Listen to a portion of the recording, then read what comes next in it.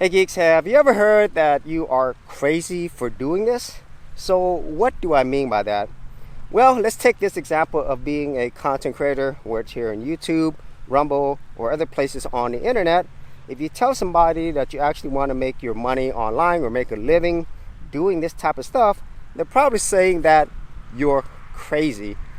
Well, the reality is you really do have to be kind of crazy to do this if you've never done this before, because this is definitely not a normal thing. You know, the norm for most people still to this day is getting a job, and working on that job for practically your entire life until you retire.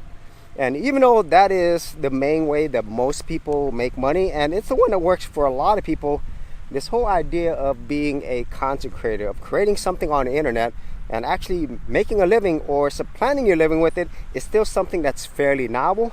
But I kind of feel like you kind of have to be crazy to do this, because you have to have a lot of faith and belief that you're going to have some type of success in doing this. And I kind of feel if you are thinking about doing this, you got to kind of be crazy, but in a good way.